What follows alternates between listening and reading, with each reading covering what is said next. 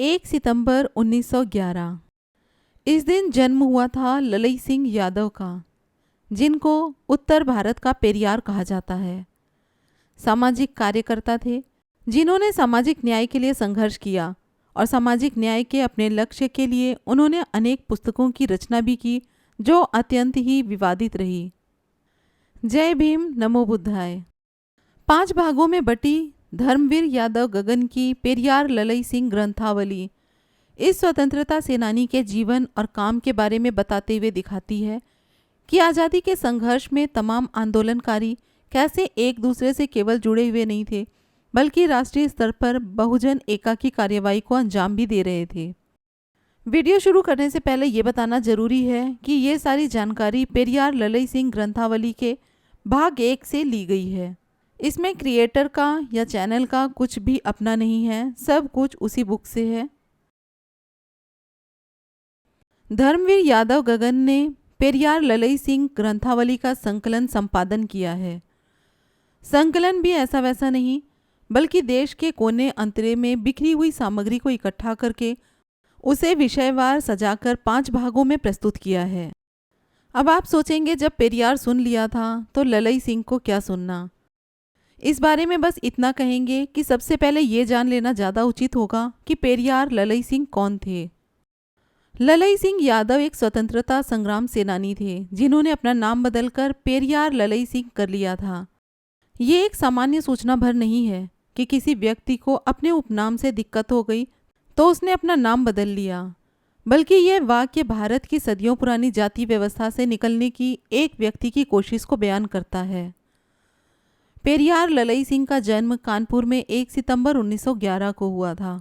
उनके पिता किसान थे, जिनके पास आमों का एक बाग था और खेती लायक जमीन थी। मिडिल यानी कक्षा 7 तक की पढ़ाई के बाद वे कुछ दिनों तक फॉरेस्ट गार्ड रहे। 1931 में विवाह हुआ और 2 वर्ष बाद ग्वालियर रियासत की सेना में भर्ती हो गए। 1957 की गदर में तो सिपाही विद्रोह गाय और सूअर की चर्बी के कारतूसों के कारण तत्कालिक रूप से भड़का था और जिसके गहरे आर्थिक और सांस्कृतिक कारण थे। लेकिन ब्रिटिश भारत और रियासती भारत में अस्पृश्यता की समस्या गहरे तक जड़ जमाए हुए थी। ललई सिंह यादव ने पहला विद्रोह यही किया और अस्पृश्यता के खिलाफ अपनी आवाज़ बुलंद की। 1935 में जब यह घटना घटी तो पूरे भारत में डॉक्टर B.R. अम्बेडकर की धूम मची हुई थी और उन्होंने अस्पृश्यों की सामाजिक दशा, उनकी शैक्षणिक और राजनीतिक भागीदारी को लेकर कांग्रेस, महात्मा गांधी सहित भारत की मुख्यधारा के राष्ट्रीय नेतृत्व पर गंभीर सवाल खड़े कर दिए थे। 1932 के पूना पैक्ट के बाद अस्पृश्य समस्या को अंतर्राष्ट्रीय परिप्रेक्ष्य में देखा जाने लगा था, जिसका श्रेय डॉक्टर अंबेडकर को जाता है, लेकिन स्थानीय स्तर पर उसे असंख्य भारतीय न केवल समझ रहे बल्कि अपनी क्षमता और दायरे के हिसाब से बढ़ा रहे थे। उसी दौर में ग्वालियर में ललई सिंह यादव अपने हिस्से की लड़ाई को व्यापक रूप से लड़ रहे थे, बिना किसी अंजाम किए परवाह किए। 1942 में भारत छोड़ो आंदोलन हुआ और 1946 में नेवी विद्रोह। इन घटनाओं ने ललई सिंह यादव को अंदर से झकझोर दिया। इस प्रकार वे एक ही समय में ब्रिटिश भारत और भारत की असमानतापूर्ण सामाजिक व्यवस्था से मुक्ति की कामना कर रहे थे। उनके जीवन में एक महत्वपूर्ण घटना घटी। 1946 में पेरियार E.V. रामास्वामी कानपुर आए। देश को आज़ादी मिली, लेकिन रियासती भारत अभी भी कुछ हिस्सों में कायम था। ग्वालियर रियासत के खिलाफ ललई सिंह यादव ने दिसंबर 1947 में 40 दिनों की भूख हड़ताल कर दी। उनके खिलाफ कार्यवाही हुई और उसका उन्होंने प्रतिकार किया। उन्होंने कठिन रास्ता चुना।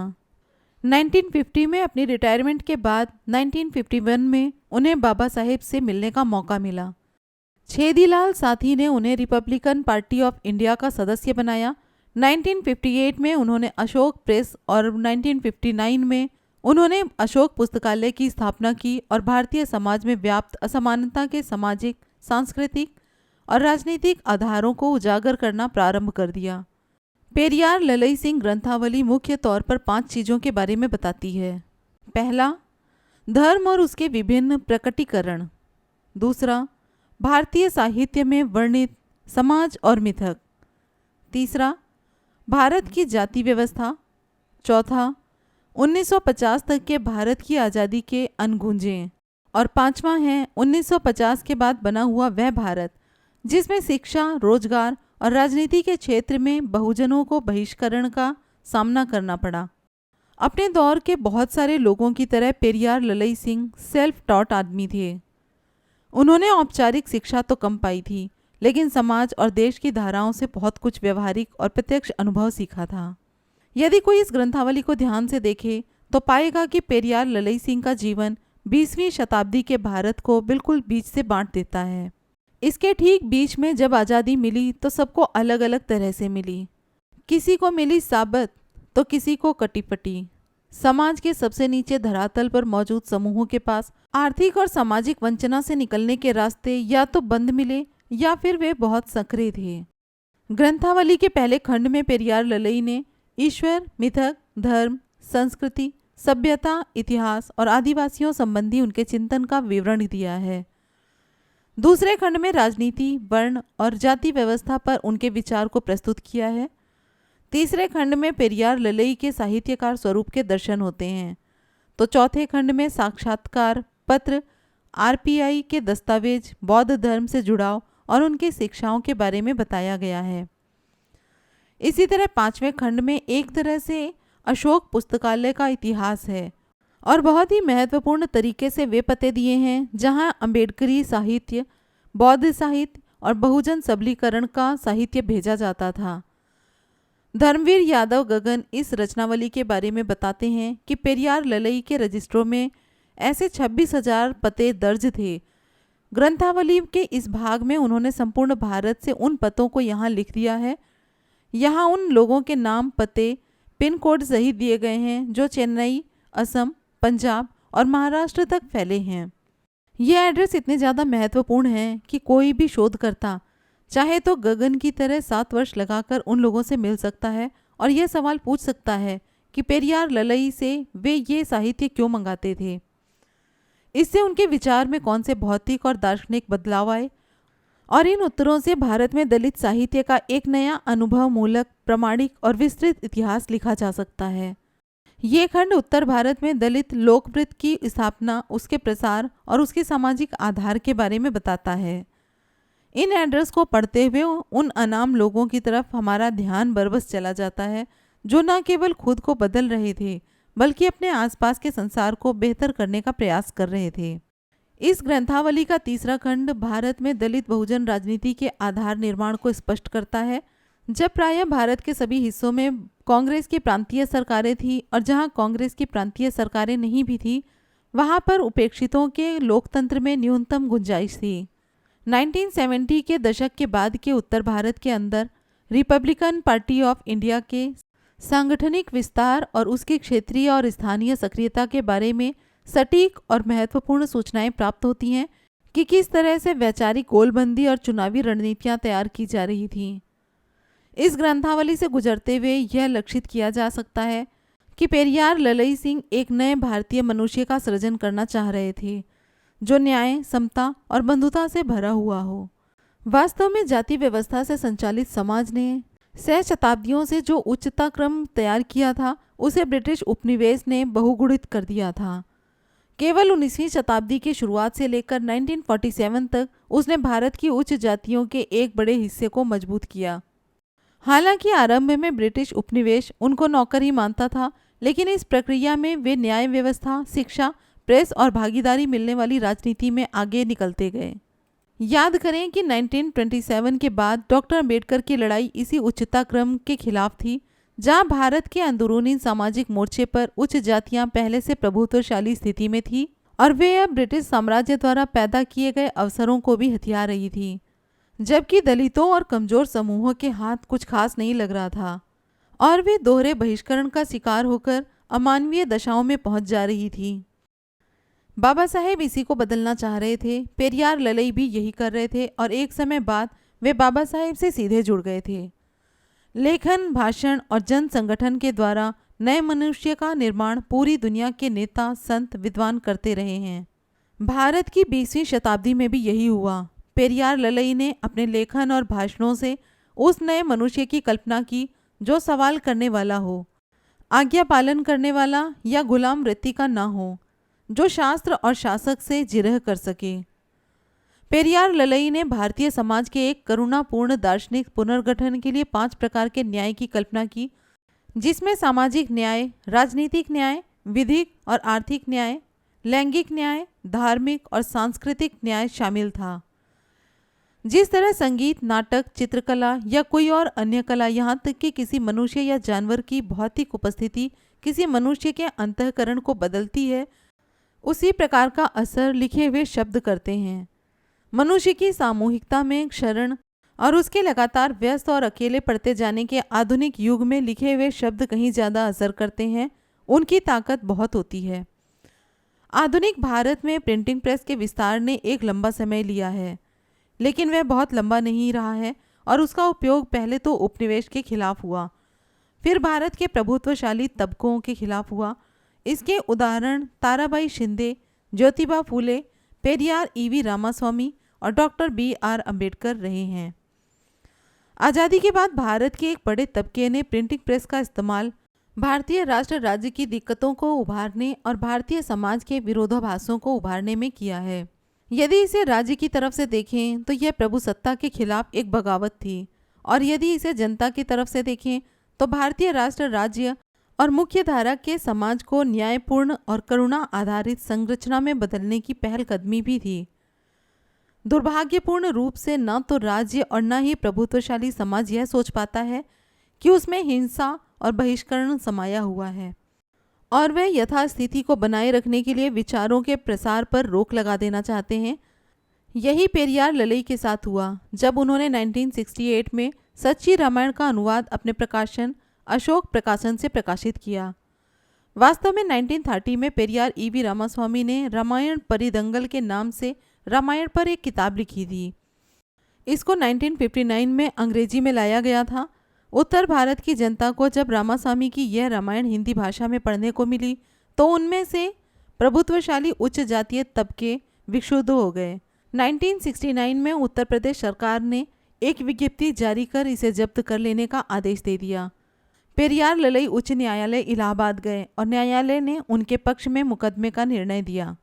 इस प्रकार एक इतिहास चक्र पूरा हुआ जहां भारत के संविधान के प्रावधानों के अधीन न केवल अभिव्यक्ति की स्वतंत्रता की रक्षा हुई, बल्कि धर्म और समाज की आंतरिक आलोचना करने का एक दरवाज़ा खुला।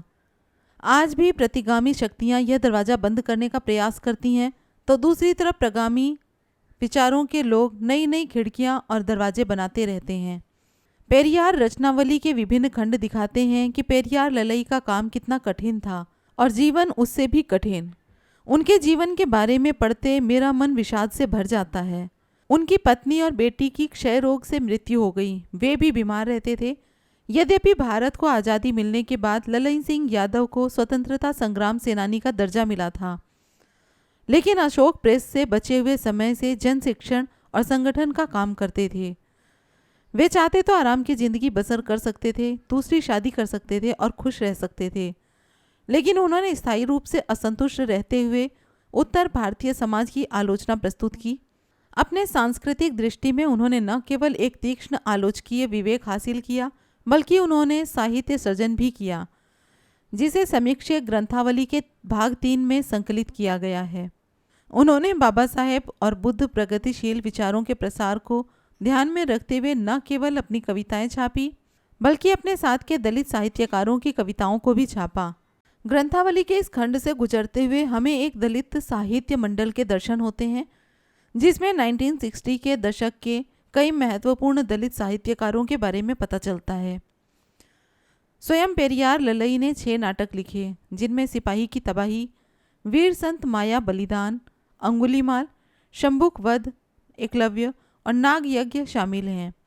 इन नाटकों को पढ़ते हुए आप भारतीय इतिहास की संतप्त सहशताब्दियों से गुजरने का अनुभव कर सकते हैं, जो किसी भी आधुनिक और न्यायपूर्ण चित्त को उत्कीर्ण करने की क्षमता रखते हैं। पेरियार ललई सिंह ग्रंथावली की खास बात यह भी है कि सफलतापूर्वक दिखाती है कि उस समय के तमाम बुद्धिजीवी और आंदोलनकारी कैसे एक दूसरे से न केवल जुड़े हुए थे, बल्कि अखिल भारतीय स्तर पर बहुजन एका की कार्रवाई को अंजाम दे रहे थे। उस समय जब मान लिया गया है कि उत्तर भारत में अब बहुजन राजनीति के दिन लद गए हैं और अब देश में लंबे समय तक केवल किसी एक पार्टी विशेष का शासन रहने वाला है, तब इस ग्रंथावली का आना एक महत्वपूर्ण घटना है। इससे यह पता चलता है कि किस तरह से एक राजनीति का निर्माण हुआ और अभी भी एक संभावना बची है। इस ग्रंथावली की एक आध कमजोरियां भी हैं। मसलन गगन ने जब इतनी मेहनत की थी तो उसने यह भी अपेक्षा उभरती है कि वे सच्ची रामायण के अनुवादक रामाधार के बारे में कुछ सूचनाएं देंगे और उनके जीवन के बारे में बताएंगे, लेकिन उन पर यह ग्रंथावली मौन है। शायद वे अगले संस्करण में इसे शामिल भी करें। ग्रंथावली की समकालीनता के बारे में अक्टूबर 2022 में जब इसका पहला संस्करण आया तो लगभग 2000 पृष्ठों की ये पेपरबैक ग्रंथावली 2 महीने में ही बिक गई। यह बताता है कि आज बहुजन साहित्य न केवल पढ़ा जा रहा है बल्कि बहुजन बुद्धिजीवी खूब बढ़ चढ़कर लिख भी रहे हैं। इसके साथ यह भी कहा जाना चाहिए कि पेरियार ललई सिंह का जीवन कई भ्रांतियों का निराकरण करता है। ये कहा जाता रहा है कि जिस तरह डॉक्टर अंबेडकर का व्यक्तित्व है उस तरह के अन्य व्यक्तित्व उत्तर भारत में क्यों नहीं उभरे, तो उसका उत्तर यही है कि उत्तर भारत में बौद्धिकों की एक लंबी श्रृंखला उस दौर में सक्रिय थी जिसमें चंद्रिका प्रसाद जिज्ञासु, स्वामी अछूतानंद और थोड़े से बाद में राम स्वरूप वर्मा न केवल अपनी सैद्धांतिकी विकसित कर रहे थे बल्कि वे अपनी आवाज़ को डॉक्टर अंबेडकर की आवाज़ में मिला दे रहे थे। तो यदि किसी अखिल भारतीय मुक्तिकामी परियोजना की हम परिकल्पना करते हैं तो उसमें इन विभूतियों सहित पेरियार ललई को उपेक्षित न करते हुए उन्हें एक समग्रता में देखा जाना चाहिए। यह ग्रंथावली इसे बड़ी खूबसूरती से रेखांकित करती है। इस बात को कुछ बहुजन स्कॉलर और अभिजातीय तबकों से स्कॉलर बहुत जोर जोर से कहते हैं कि हिंदी एक पिछड़ी हुई भाषा है और यह प्रतिगामिता, पिछड़ेपन, कूपमंडुकता को पोषण प्रदान करती है और इसमें समाज के प्रति कोई नीरछेर रवैया विकसित करने की क्षमता नहीं है। ये बात अनैतिहासिक तो है ही, इसमें किसी भाषाई सामाजिक दृष्टि का भी अभाव है। ध्यान दें कि पेरियार ललई बढ़िया अंग्रेजी जानते थे और खुद रामाधार जिन्होंने the Ramayana a true reading का अनुवाद किया था, वे अंग्रेजी के अध्यापक थे। वे दोनों सचेत रूप से जानते थे कि जिस जनता को वो संबोधित कर रहे हैं उसे हिंदी ही समझ में आती है और उसकी पहुंच अभी तक अंग्रेजी में नहीं हो पाई है। इसी के साथ जब यह अनुवाद हिंदी में आया तो बवाल मचा। इसके बाद भी उत्तर भारत में कर्पूरी ठाकुर, कांशीराम, रामविलास पासवान, मुलायम सिंह यादव, शरद यादव, लालू यादव और मायावती ने हिंदी में अपनी बात रखी। भारतीय जनता के एक बहुत बड़े हिस्से को शिक्षित और संगठित किया, गोलबंदियां की और कई बार सत्ता प्राप्त की। तो मामला भाषा से ज़्यादा उसकी अंतर्वस्तु और संदेश का है। पेरियार ललई सिंह का संदेश अपनी अंतर्वस्तु के लिए महत्वपूर्ण है और लोग इसे जानते हैं और इस कारण उन्होंने इस रचनावली को खूब खरीदा और अब भी खरीद रहे हैं। तो ये थी पेरियार ललई सिंह यादव की बायोग्राफी। वीडियो से संबंधित अपनी राय कमेंट बॉक्स में ज़रूर लिखें। फिर मिलेंगे अगले वीडियो में। जय भीम, नमो बुद्धाय।